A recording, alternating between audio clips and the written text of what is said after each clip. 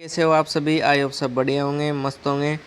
तो इस वीडियो में बताऊंगा कि लेवल 3 और लेवल जो 5 होता है उसका जॉब प्रोफाइल क्या है, उनको वर्क क्या करना पड़ रहा है, salary, training, promotion, duty timing, ये सब बात करेंगे। और लेवल 3 की ज्वाइनिंग कब होने वाली है इसमें ये भी बात करेंगे, क्योंकि अभी लेवल 3 की ज्वाइनिंग को रोक रखा है। इसका क्या कारण है, ये सब इस वीडियो में चर्चा करेंगे, तो लास्ट तक ज़रूर बने रहिए।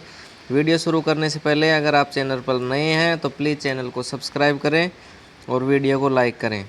तो चलिए दोस्तों शुरू करते हैं बिना कुछ देरी किए हुए। सबसे पहले बात करते हैं लेवल 3 की। तो लेवल 3 में क्वालिफ़िकेशन क्या होता है, तो ये 12th बेसिस की जॉब होती है। और इसमें जो CBT 1 लगता है, CBT 2 लगता है, फिर मेरिट में आधार पे DV होता है और मेडिकल होता है। और लेवल 5 में एक ग्रेजुएट के आधार पर पोस्ट निकलती है, सीनियर CCTC लेवल 5। अब बात करते हैं इसमें मेडिकल का क्राइटेरिया B2 का होता है। B2 में चेक करते हैं, एक तो आप फिजिकली फिट होना चाहिए, आपका ब्लड टेस्ट करेंगे, एक्सरे, आई टेस्ट, इस टाइप से। और आई टेस्ट मेन रहता है, तो आई टेस्ट में 6/9 और 6/12 होनी चाहिए, विदाउट या फिर चश्मा के साथ या फिर बिना चश्मा के। लेकिन इसमें एक कंडीशन है कि चश्मा का जो पावर है वो 4 डायोप्टर से ज़्यादा नहीं होना चाहिए। जैसे मेरा बात करें तो 4 डायोप्टर के अंदर अंदर है, मतलब फिक्स 4 डायोप्टर है, तो मुझे B2 मेडिकल मिला था इस तरह। अब बात करते हैं इनकी पोस्टिंग कहाँ होती है। तो इनकी पोस्टिंग होती है अधिकतर X और Y सिटीज़ में, क्योंकि जो TT और TC होते हैं, CCTC और सीनियर CCTC, उनकी ज़्यादातर जो वो रहती है डिमांडिंग, वो X और Y सिटी में ही रहती है। ऐसा नहीं है Z सिटी में लेकिन होती है, बट वो Z सिटी में कम होती है। मोस्टली चांस है कि आपको X और Y सिटी में ही दिया जाएगा। तो टिकट क्लर्क के रूप में इनकी होती है, पार्सल बुकिंग के रूप में होती है, लगेज बुकिंग के रूप में, PRS काउंटर पर इनकी होती है, ट्रेन में भी इनकी ड्यूटी लगती है, टिकट चेकिंग स्टाफ के रूप में। तो कई तरह से इनकी पोस्टिंग होती है। तो एक एक करके जानते हैं क्या होता है। जो इनकी ट्रेनिंग होती है इनकी जोनल, उसमें रेलवे ट्रेनिंग इंस्टीट्यूट होता है जोनल वाला, ZRTI, उसमें इनकी ट्रेनिंग होती है। और ट्रेनिंग इनकी होती है 2 महीने की फ्रेंड्स, यानी कि 60 दिन। इसमें क्या है कि 8 घंटे आपकी क्लास रहेगी, 8 घंटे के बाद एक दिन का आपका या संडे का छुट्टी रहता है। और जो NH आता है, नेशनल हॉलीडे, उसको भी आपका क्लास बंद रहता है। अब जैसे रहने का तो वो कर देते हैं मैनेजमेंट, लेकिन आपको खाने का खर्चा खुद ही उठाना पड़ता है दोस्तों। और इसमें जो ट्रेनिंग के टाइम पे जो सैलरी मिलती है, वो सैलरी मिलती है बेसिक प्लस DA। सैलरी के बारे में आगे विस्तार से चर्चा करेंगे। तो आगे बढ़ते हैं।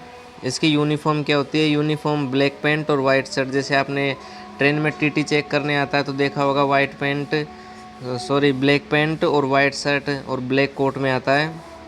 इस तरह से इनकी यूनिफॉर्म होती है। अब इनका वर्क देखते हैं। X और Y सिटी मैंने बताया मिलती है। और एक बात बता दूं कि 2018 से पहले ये सारी पोस्टें अलग अलग थी, लेकिन 2018 के बाद में कॉमर्शियल क्लर्क को और टिकट क्लर्क को मर्ज कर दिया, और इनके साथ ECRC को भी मर्ज कर दिया दोस्तों। तो इस तरह से CCTC एक पोस्ट बन गई 2018 के बाद। अदरवाइज़ ये पहले अलग अलग वैकेंसी निकलती थी, लेकिन 2018 के बाद ऐसा नहीं है। अब लेवल 3 की जो पोस्टिंग का मैक्सिमम चांस है, बात करते हैं लेवल 3 की। लेवल 3 का जो मैक्सिमम चांस होता है, क्योंकि लड़के पूछते हैं कि हमारी ट्रेन में ड्यूटी लगेगी, स्टेशन पे लगेगी, तो उनकी पोस्टिंग मैक्सिमम चांस है कि स्टेशन पर ही होती है। स्टेशन पर जो विदाउट टिकट वाले यात्री ट्रेन से उतरते हैं और बाहर जाते हैं, यात्री जो बिना टिकट वाले यात्री रहते हैं, उनको चेक करना होता है, टिकट पूछना होता है, टिकट दिखाओ आपका। और अगर उनके पास टिकट नहीं है तो उन पर फाइन लगाना होता है। इस तरह से लेवल 3 वालों की ड्यूटी होती है। और लेवल 5 वालों का मैक्सिमम चांस है कि उनका जो TT के रूप में होते हैं ना ट्रेन में, टिकट एग्जामिनर, तो ट्रेन में टिकट चेकिंग का होता है। वेटिंग लिस्ट वालों को सीट अलॉट करते हैं ये, और बिना टिकट वालों पर फाइन लगाते हैं। जैसे आपने स्लीपर AC कोच में देखा होगा कि जो TT आता है वो सबसे पूछता है टिकट, ये सीट नंबर किसका है, ये किसका है। तो जिसका जो विदाउट टिकट यात्रा करते हैं उन पर फाइन लगाना होता है। इस टाइप से इनकी वो होती है। और बात करते हैं आगे कि जो ये लेवल 5 वाले होते हैं जिनकी ट्रेन में ड्यूटी लगी होती है, या फिर लेवल 3 वाले स्टेशन पर होते हैं, उनमें दोनों को अगर किसी यात्री को कोई हेल्प चाहिए तो सीसीटीसी और सीनियर सीसीटीसी उनकी हेल्प भी करते हैं। जैसे वो कुछ पूछ रहा है तो उसको बताना उनका फ़र्ज़ होता है। और स्टेशन पर या फिर ट्रेन में जो भी उन्होंने फ़ाइन लगाया या फिर रसीद काटी बिना टिकट वालों की, तो सारा पैसा होता है उसको बुकिंग काउंटर पर जमा करना होता है, रेवेन्यू इकट्ठा करना होता है। ये भी एक काम इनका होता है। वो बात करते हैं कि अगर आप जा रहे हो, जैसे आपका लेटरिंग थोड़ा बाथरूम टाइप में जो ट्रेन में रहता है, हाथ धोने का वॉश बेसिन, अगर वो थोड़ा गंदा है या फिर ट्रेन गंदी है, सीट ख़राब हो रही है, तो आप उनकी शिकायत भी इनसे कर सकते हो। तो ये आपको शिकायत का पूरा समाधान करते हैं, क्योंकि इनका ट्रेनिंग के टाइम पे सब इनको रूल सिखाया जाता है कि आपको ये करना है वो करना है। तो इनका फ़र्ज़ होता है कि आपको कंप्लेंट जो करी है उसका समाधान करें और सोल्व करने में ये मदद करते हैं। बाथरूम क्लीनिंग, टॉयलेट क्लीनिंग, इस तरह से। इनके पास एक एफआईआर कॉपी होती है। जैसे किसी का सामान खो गया तो तुरंत एफआईआर, टीटी को जो टीसी होता है उसको एफआईआर लिखवा सकता है, और जैसे ही ट्रेन अगले स्टेशन पर जहाँ रुकती है वो उसको रिपोर्ट दे देता है जीआरपी थाने में। तो इस तरह से एक इनका काम ये भी होता है। अब बात करते हैं बुकिंग क्लर्क के रूप में क्या काम करना होता है। तो बुकिंग क्लर्क के रूप में इनको पार्सल का हिसाब किताब रखना होता है दोस्तों, कि कितना पैसा लग रहा है, कितना सामान जा रहा है आ रहा है। जो पार्सल अपन बुक करते हैं उनको लोडिंग करवाना, ये खुद नहीं करते लेकिन करवाते हैं खड़े रह के कि ये ऐसे है वैसे। तो इनका पूरा हिसाब किताब रखना होता है। और इनकी ड्यूटी लगती है पीआरएस काउंटर पर भी। और पीआरएस काउंटर पर इनकी पोस्टिंग हुई तो रिजर्वेशन जो टिकट करवाते हैं अपन, जैसे मुंबई से दिल्ली जाना है तो वो बैठे बैठे अपना रिजर्वेशन करते हैं। और ये क्या है, बेस्ट होती है, क्योंकि सुबह सुबह से दिन तक, और दिन का इनका 1-1.5 घंटे का लंच होता है, फिर शाम तक काम करते हैं। ये सबसे बेस्ट हो जाती है इनकी पीआरएस काउंटर की, बैठे बैठे ये ऑफिस टाइप जॉब हो जाती है।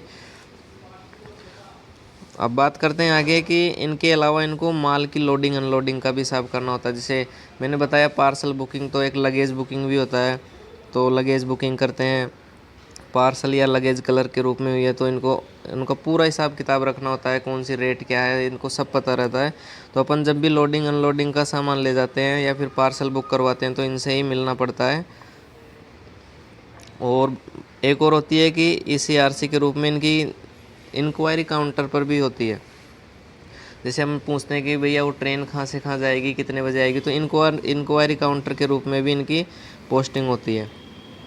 लेकिन ज़रूरत के हिसाब से इनको फिक्स नहीं है कि कौन सी पोस्टिंग दी जाएगी। जिस स्टेशन पर या जिस जोन में जितनी ज़्यादा ज़रूरत होगी उसको उस हिसाब से पोस्टिंग अलॉट होती है दोस्तों। किसी को सीसी की ज़रूरत है स्टेशन पर तो सीसी इनको पोस्टिंग मिल जाती है, चाहे वो लेवल 3 हो, लेवल 5 हो, कैसा भी हो। इस तरह से इनको ज़रूरत के हिसाब से पोस्टिंग दी जाती है। अब बात करते हैं प्रमोशन की। तो लेवल 3 वालों का प्रमोशन होता है लेवल 5 में, फिर होता है प्रमोशन हेड सीसीटीसी लेवल 6 में। उसके बाद सीटीआई या टीटीआई बनते हैं 5 से 6 साल के बाद। लेवल 3 से लेवल 5 में बनते हैं 3-4 साल में। और लेवल 5 से फिर हेड सीसीटीसी में लग जाता है 5 साल के समथिंग। इस तरह से सीटीआई तक जाते हैं। और लेवल 6 से हेड सीसीटीसी से 5 साल में अगर जॉब कर ली इन्होंने, 5 साल तक इनकी सर्विस को 5 साल हो गए, तो उसके बाद ये डिपार्टमेंटल एग्ज़ाम देके एसीएम या डीसीएम भी बन सकते हैं। अब लेवल 5 की प्रमोशन, तो लेवल 5 का प्रमोशन लेवल 6 में होता है, लेवल 6 से फिर लेवल 7 में होता है। लेवल 5 में भी सेम है कि हेड सीसीटीसी पर अगर उन्होंने 5 साल काम कर लिया तो डिपार्टमेंटल एग्ज़ाम देके एसीएम या डीसीएम तक भी जा सकते हैं।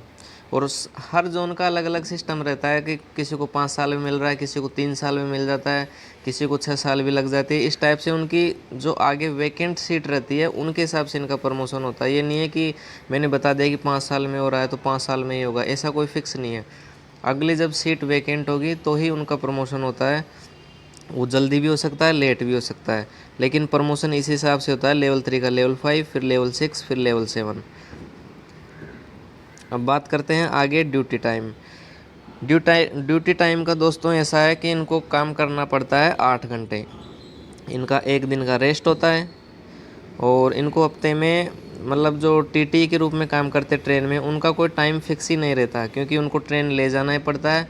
और कोई ट्रेन दूसरी जहाँ से वो रुके हैं ट्रेन ले जाके और वहाँ से कोई दूसरी ट्रेन आती है तो उसको भी उनको लेके आना पड़ता है, इसलिए उनका थोड़ा टाइम ऊपर नीचे हो जाता है। वैसे एक हफ्ते में इनको 48 घंटे काम करना पड़ता है, कभी कभी तो इनको 12 घंटे लगातार भी काम करना पड़ जाता है, लेकिन उसका रेस्ट भी मिल जाता है, ऐसा कोई इशू नहीं है, लेकिन ड्यूटी टाइमिंग यही रहता है।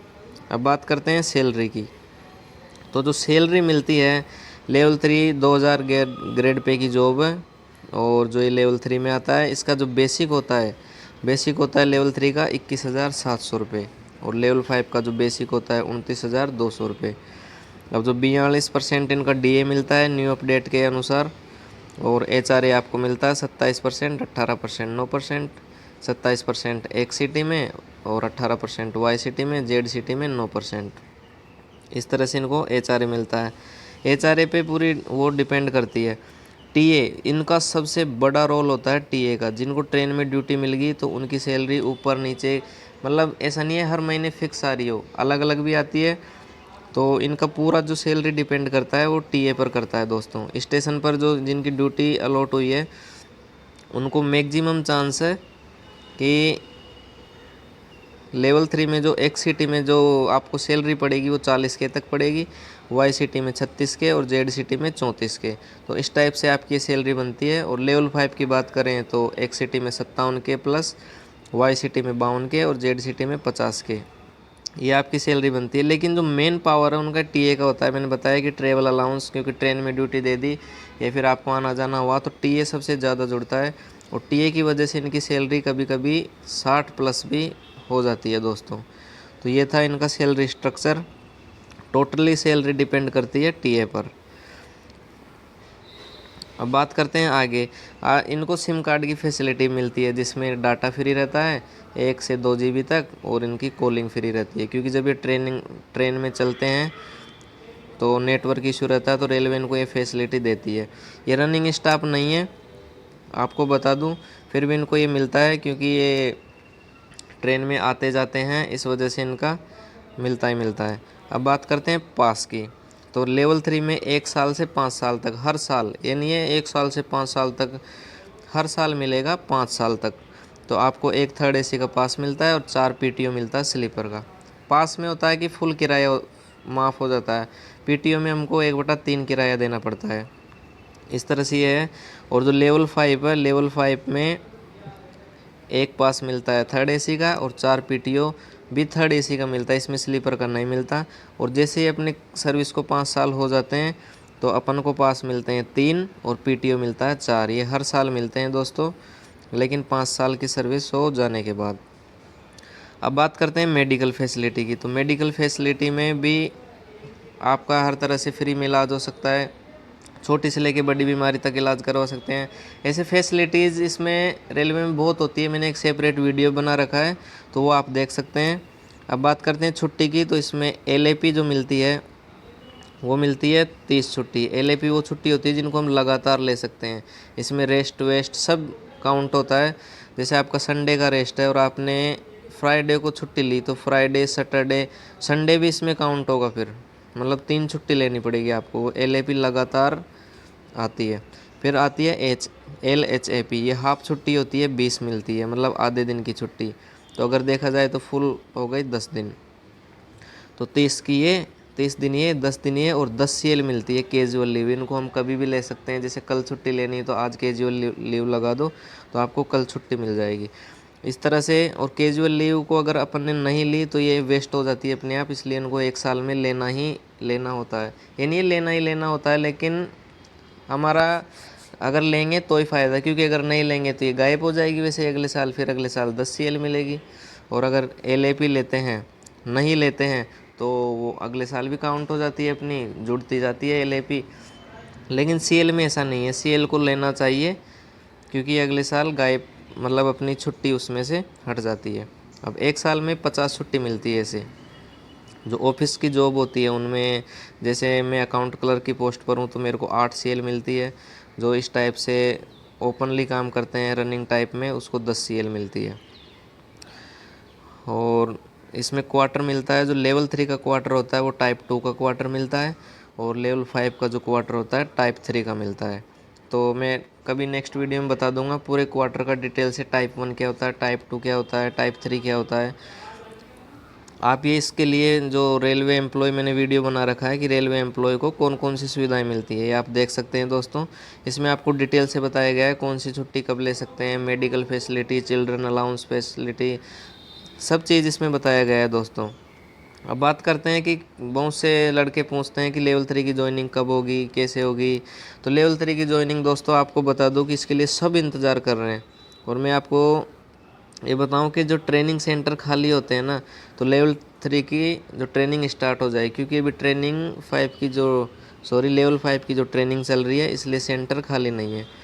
तो ये सितंबर तक, लगभग सितंबर अक्टूबर, किसी किसी की नवंबर दिसंबर में भी जाएगी, क्योंकि किसी का जो कोई जोन है, बोर्ड है, वो थोड़ा लेट रिजल्ट दिया था।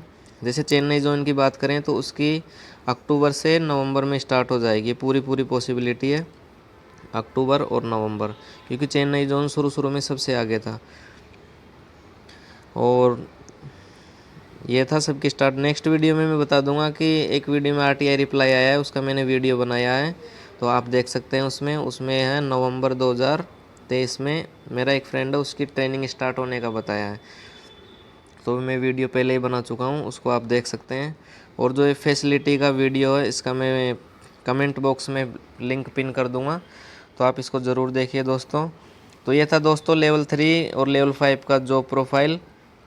तो मिलते हैं नेक्स्ट वीडियो में, तब तक के लिए धन्यवाद, बाय बाय, टेक केयर। अगर आप चैनल पर नए हैं दोस्तों तो प्लीज़ चैनल को सब्सक्राइब करें और सपोर्ट करें। धन्यवाद दोस्तों। Yeah.